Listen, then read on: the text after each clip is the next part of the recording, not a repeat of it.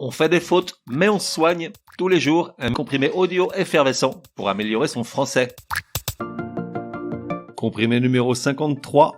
Bayer et ses homophones. Définitivement, tu différencieras. Allez hop, un petit homophone pour la route. Je sais que tu aimes ça. Ce sont les comprimés les plus consommés. Celui-ci risque de te donner sommeil puisqu'on va décortiquer le verbe bailler dans ses 3 orthographes et par conséquent définition et différence. Commençons par bailler, B-A-I-2-L-E-R, sans accent circonflexe sur le A. Un verbe très peu usité de nos jours. En vieux français, il voulait dire donner. De ce verbe ont découlé 2 noms communs qui aujourd'hui conservent leur usage. D'un côté bail, soit un contrat entre le propriétaire d'un bien et celui qui va en jouir moyennant rétribution, ou encore une longue période de temps comme dans « ça fait un bail ». Et de l'autre le mot bailleur, c'est-à-dire la personne qui donne un bien à bail. Il y a également une autre expression fort peu utilisée, il faut bien avouer, bailler bonne ou bailler belle, qui veut dire en gros se moquer de quelqu'un, comme dans la phrase « vous me la baillez belle », soit « vous vous moquez de moi, vous voulez me tromper ». J'avoue, je viens de la découvrir, je ne l'avais jamais entendue jusqu'à présent, mais je la retiens, c'est très chic.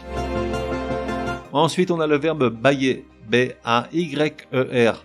C'est encore du vieux français, littéraire et surtout terriblement désuet. Ça voulait dire s'ouvrir, par exemple pour un vêtement ou une fleur, mais ça pouvait également s'utiliser pour illustrer quelqu'un demeurant la bouche ouverte, dans une attitude passive d'étonnement ou d'admiration.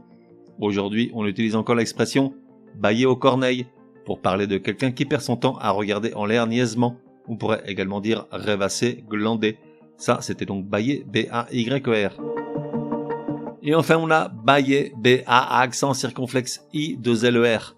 Ça, c'est celui que tu préfères, bailler, ce geste qui consiste à ouvrir involontairement la bouche en aspirant, quand la fatigue te tombe dessus comme la misère sur le monde, lorsque tu es face à quelqu'un ou quelque chose qui t'ennuie profondément, ou encore lorsque la faim te guette.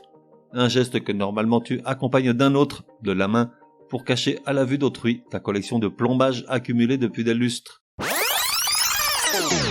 Petit retour sur un comprimé qui donnait le vrai sens de certaines expressions mesurant le temps passé, comme jadis, naguère en temps ou lustre, donc, qui se réfère à une période de 5 ans, comme un quinquennat. Résumé du comprimé numéro 53. Pour que ça rentre.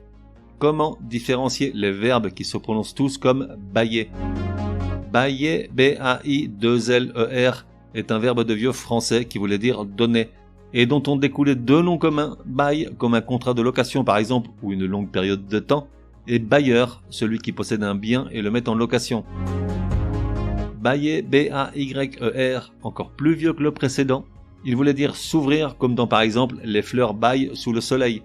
Aujourd'hui, on ne l'utilise que dans l'expression bailler aux corneilles, synonyme de rêvasser bêtement. Enfin, bailler, B-A accent circonflexe I-2-L-E-R, pour se référer à ce geste qu'on fait involontairement en ouvrant la bouche en grand et en aspirant, maintes fois provoqué à la vue de quelqu'un baillant sous nos yeux. On fait des fautes, mais on se soigne, te donne rendez-vous demain pour un nouveau comprimé super fastoche. N'oublie pas de t'abonner au podcast pour ne laisser passer aucun comprimé.